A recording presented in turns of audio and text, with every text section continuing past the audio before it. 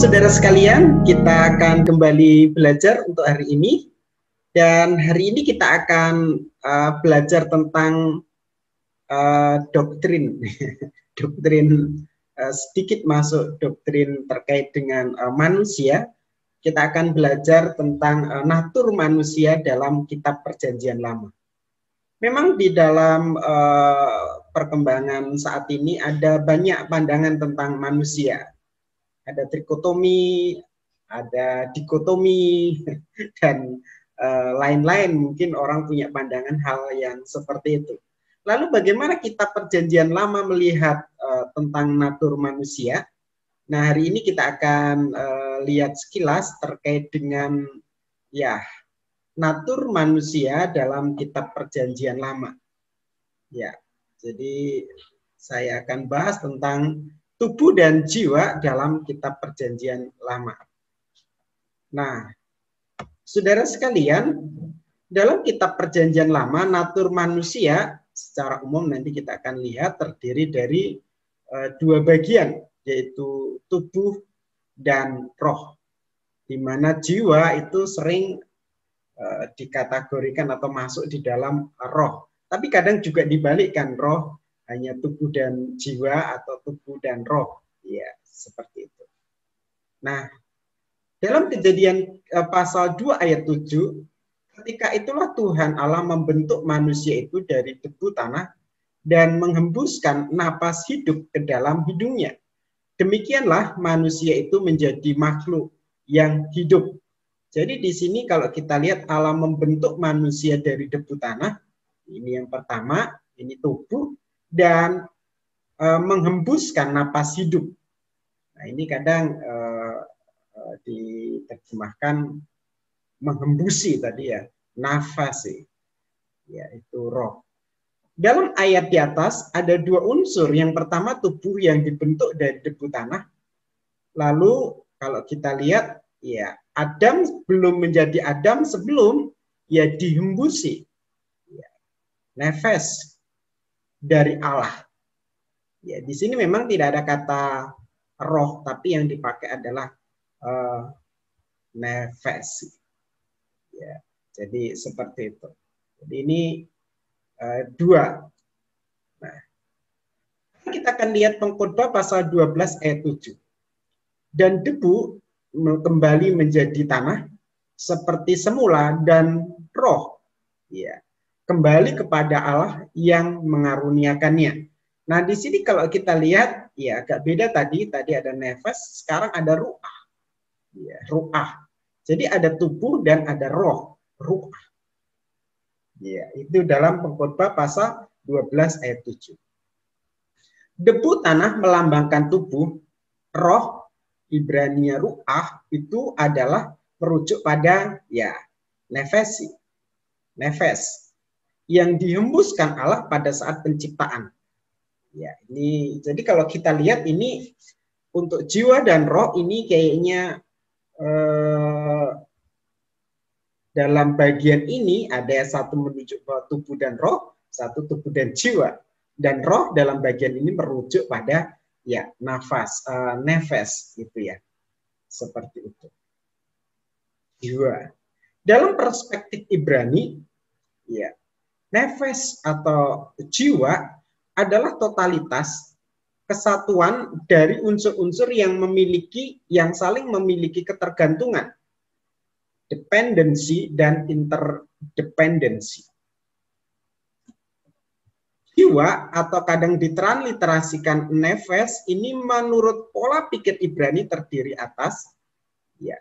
Nah, ini ada bashar, daging, ada nafas. Ya, sebentar.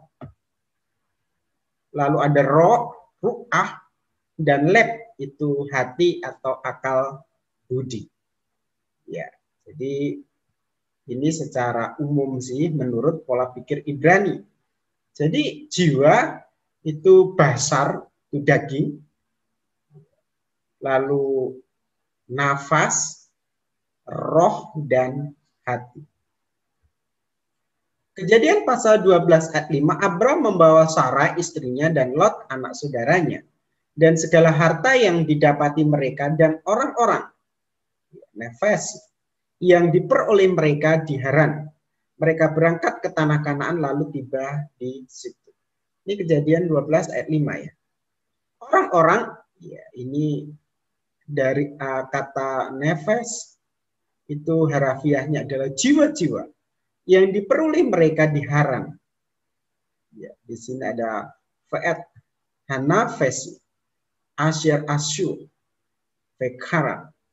Tentu saja bukan jiwa yang terpisah dari seseorang, melainkan keutuhan pribadi seseorang yang memiliki tubuh, pikiran, perasaan, semangat, dan ya seterusnya ya.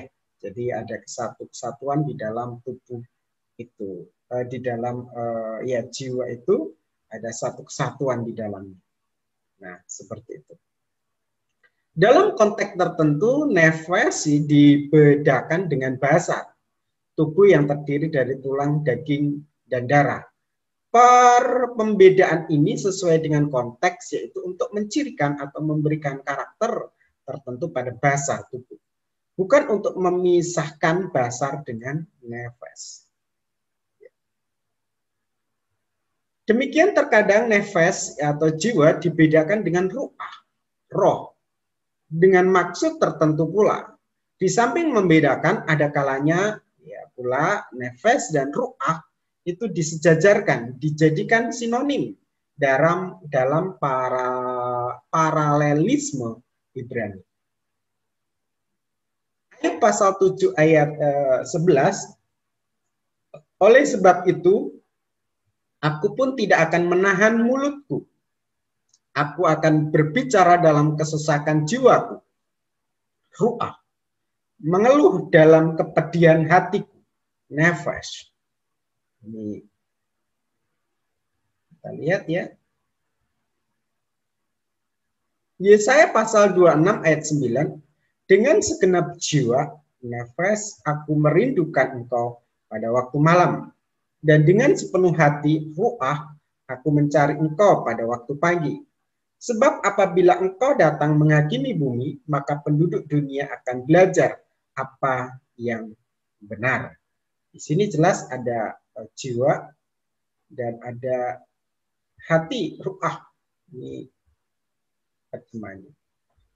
Nah, dalam nyanyian-nyanyian Daud sering kita menjumpai di mana Daud menggunakan kata nefes, jiwa, sebagai totalitas dirinya sebagai manusia, yaitu hal-hal yang menyangkut ragam tingkat kesadaran, sumber perasaan, bahkan juga dipakai sebagai kata ganti diri dalam memuji Tuhan.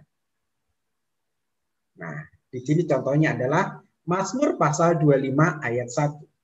Dari Daud, kepadamu, ya Tuhan, ku angkat jiwa. Ya. Ya, jadi saudara sekalian, secara umum kita bisa melihat singkat ya untuk hari ini terkait dengan natur manusia dalam PL. Saya hanya menunjukkan ayat-ayatnya saja yang menjelaskan bahwa sepertinya itu dikotomi dua. Tapi sebenarnya juga ada tiga kan gitu. Karena kalau kita lihat memang yang sejak awal itu ada tubuh yang Tuhan ciptakan dari debu, lalu ada roh yang dihembuskan oleh Allah. Cuma memang di dalam perkembangannya antara jiwa dan roh ini sering dipakai secara ya bergantian begitu. Kadang jiwa itu di dalamnya sudah menuju roh, tapi penyebutan roh sudah di dalamnya merujuk jiwa. Dan kadang jiwa itu juga menunjuk pada totalitas manusia itu sendiri. Nah, itu kenyataannya seperti itu. Jadi kalau kita lihat apakah dikotomi itu ada dalam PL, ya memang kenyataannya seperti itu tadi.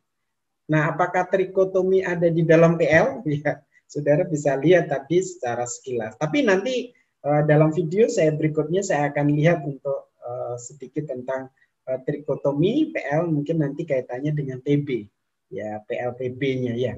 Nanti kita akan lihat ayat-ayat yang merujuk akan hal itu. Apakah sebenarnya Alkitabiah atau enggak?